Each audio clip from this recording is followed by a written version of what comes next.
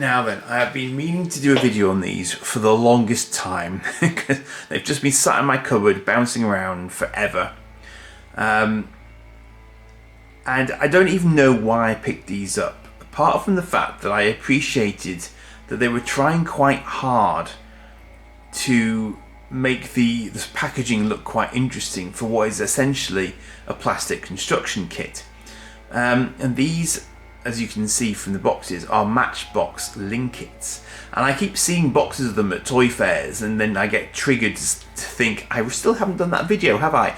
And now I'm doing the video because it's a snowy day and I can't really escape the house. So there you go. The top box is virtually empty, I've just realised, in handling it for the first time for a while. So I might just use this one as a sort of a general look at box, and then I'll empty this one out and see what's actually in there. So what I appreciate about these, and I think I might remember having these at school rather than at home, I'm not quite sure. They do remind me of, they seem familiar, but I'm not actually sure if I owned any myself. So this one's called Agrobot, and the other one is called Terror Trek, and I think that they're obviously trying to give you an idea of what the creatures are supposed to be for in their naming. So I already appreciate the fact that somebody was sort of thinking about that conceptually. So let's have a good look at this little box here and see what we've got in here. So I don't think we're going to have a lot in it, as I say. I think it seems quite empty. So this is the challenging construction toy for the creative mind, apparently. Fair dues. So it's made in the UK, remarkably, and not recommended for children under 36 months, although actually their age range recommendation varies from model to model, it seems. Is that literally all they say on the back? Apart from the fact that, interestingly, it's obviously aimed for quite a broad European market, because they're mentioning there's a lot of other languages being used there, and just showing various different little poses that the little figure could do. But very... Yeah, so it's actually saying 5 to 12 years is recommended there, but it's actually sort of showing quite a lot of, sort of potential playability there on the back just by doing that. And then there's this little breakdown on the flap of exactly what's going to be in there. Now, as I say, I don't know. Actually, one thing I want to look at actually is I'm trying to find a year. I can't immediately see one. Now you might see one if I hold this up at a sensible distance from the camera, but I can't actually see a year there, which is interesting because this is clearly not a kit that's designed to really go up against Lego, for example. Actually, I can see a copyright there. Does that say 1984?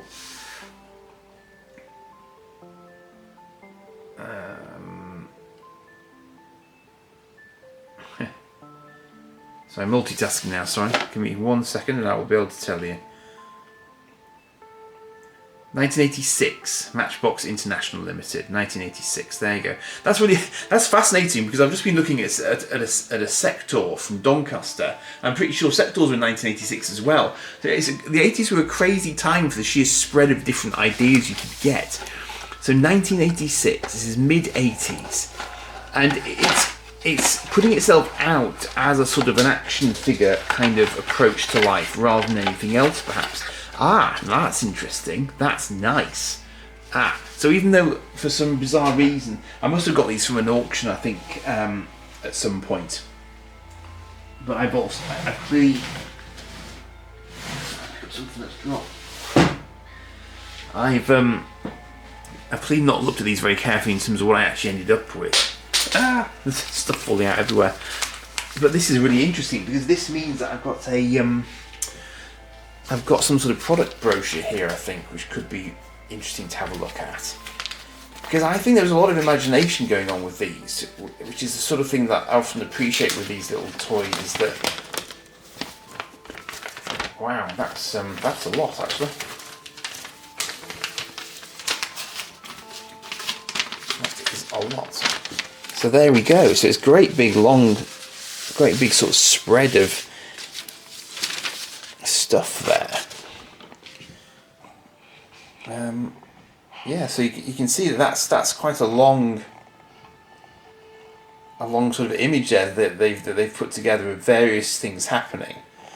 I like that as a sort of an approach, because they've obviously had quite a lot of artwork commissioned for this, which they didn't necessarily have to do. And then let's just find out.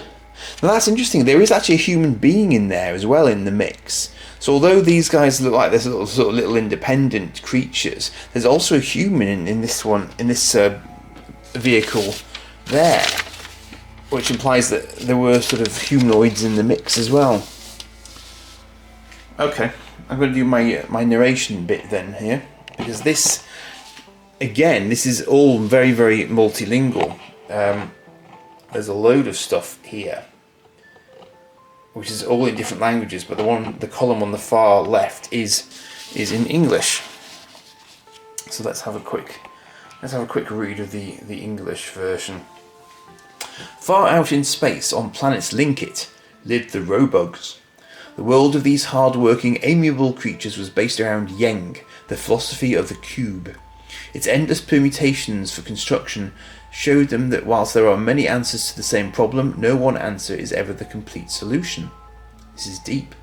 To help with all the hard work of building new spacecraft and space stations, the Robugs built the robots.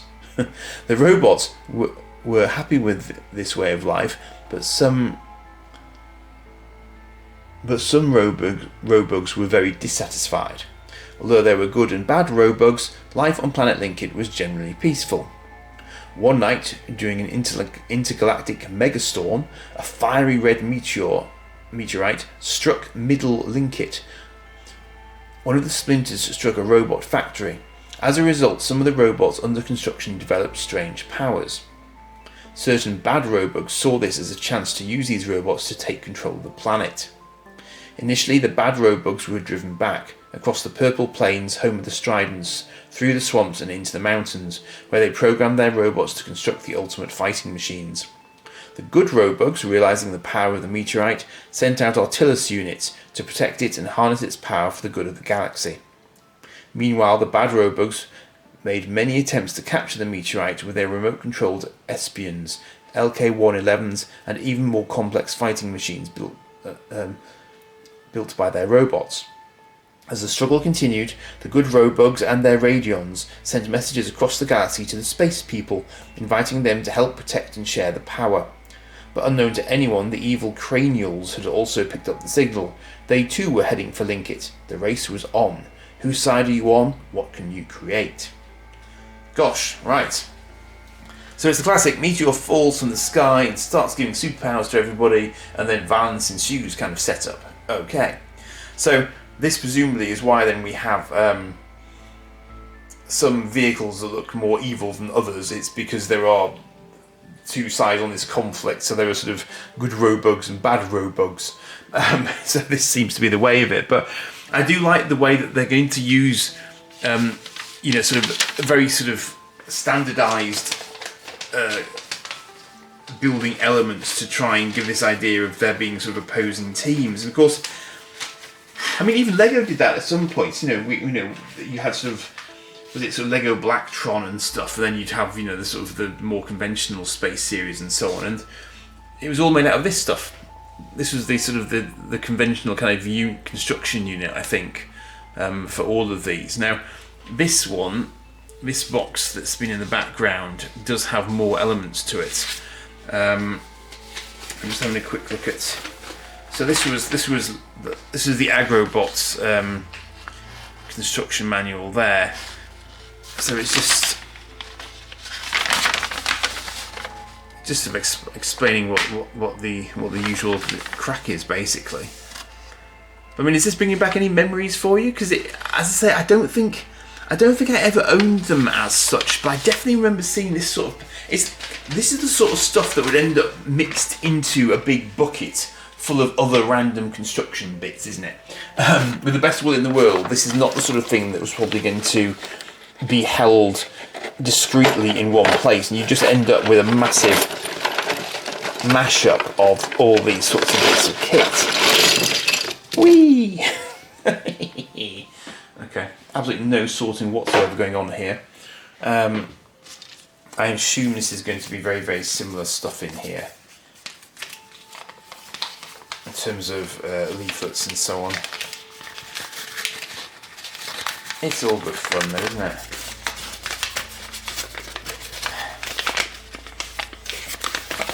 There's like different leaflets actually that I'm rustling with at the moment. Just give me a second.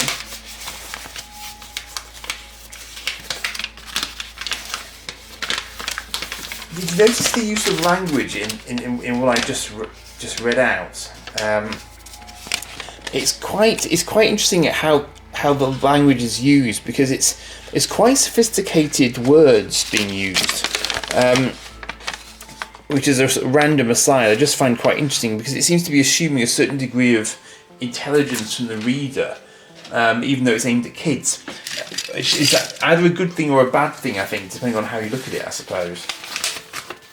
So this is the Linkits Terratech. Now, it's not giving me much indication of whether or not this is supposed to be a sort of a good guy vehicle or a bad guy vehicle, really. I would say from its colour scheme, probably bad guy. Oh, I see. So this is the Robug element of it. So this is why I've got feet in the system here, and then presumably the rest of it then goes on to make up the actual Terratech thing itself. Okay, interesting. Terratech.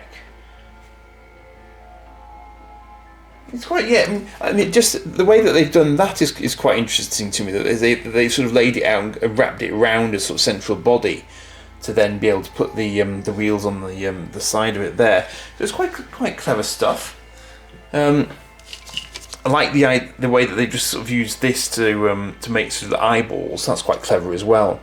But we've got little bits of sort of pipe work. We've got some more of these sort of standard units here. And then these sort of containery ones, and you can see that that's quite a clever sort of jointing system. So you can do a lot with that. That's got a lot of flex. You can even double it round onto itself. Yeah, I mean, I like it as a concept. I guess these wheels would just sort of lock into any given bit, and there's a little bit of, you know, they'll sort of be their own axles kind of thing. But it's good durable stuff, though. You know, I can see why this would have lasted and have sort of kept going in many play boxes and so on for many years. And it's just quite funny what sort of, you know, that to me is a sort of slightly sort of quizzical expression. You know, it looks like it's ears and eyes and stuff. So it's just, yeah, it does tickle me as a concept, I have to say. It almost reminds me of the Centurions, because the Centurions kind of have this look about them because they're modular and they had lots of connection points. They were almost on the verge of being this sort of stuff, because you know you could use your imagination and add all sorts of different elements to them as well, and it's a similar sort of concept here. That's a curiously long piece. Just say Matchbox on it as well. So Matchbox is definitely sort of trying to make sure that you remember who you bought this from. And I was wondering how many feet I had, but I've definitely got a few feet in there. So yeah, I mean, it looks like it was quite a sort of a fun building system. That, I mean, I've no idea if it's still. I don't think it would still be going, but I wonder if there's a sort of a modern equivalent to this sort of stuff, because it seems a bit of a shame if you know, if no one's still doing this kind of idea. And I have been thinking a little bit of late of actually going into an actual sort of, you know, if you like, a sort of a modern toy shop, if you see what I mean, rather than the vintage one, and just sort of thinking, well, what's actually current these days? I mean, obviously Lego is still on the shelves, but is this actually, you know, do we still give kids these sorts of construction toys that are perhaps more like, you know, what we think of as Meccano and stuff like that, to actually play with? Or has all that become virtual now? You know, I'm waxing lyrical here, but I'm just genuinely curious as to you know what kids are getting to play with. I mean, this is a bit like Polydron for me, or something like Capsella, for example, in the sense that some things in the 80s only really appeared in like science museum gift shops. But I think that the way in which this has been approached as a construction tool, because they've described sides and space, and they've given it a backstory basically. So this is clearly not intended to be educational per se, but I can see that it's one of those toys that could be really good for someone who is creatively, inclined, because obviously you don't necessarily need to stick to the instructions. You can just do whatever you want to do. So I like it I think it's quite robust, and I think there's as a sort of an introduction to just putting stuff together for early years kids. This would have been really good back then. So yeah, I like it. But if you had any of this, do let me know in the comments, and if you're crying out for me to try and build something out of it, obviously I can do, but give me some instructions, because this may be all that I actually have. But as I say, I do see big boxes of this. I saw a big box of it just nearly a week back now in Doncaster, which is what actually triggered me to finally sit and do this video, because I've been meaning to do it for a while.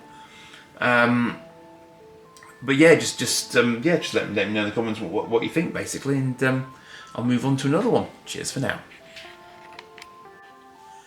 And one thing I forgot to do when I was originally filming this was to look at the back of the Terra Trek box. And this actually makes it very clear that this little guy here is the Robug guy, who is presumably supposed to act as the sort of the pilot of the Terra Trek vehicle. And I hadn't picked that up when I originally looked at it. I just thought that was part of the vehicle, but that's actually supposed to be the little thing that's driving it. So fair to so I kind of get it now. That's why there are separate instructions in the instructions for how to build that guy, because then when you see it on the back, you can see it's actually it's supposed to be separate from the vehicle itself. So I just wanted to capture that for the sake of completion, because I'd missed that at first glance.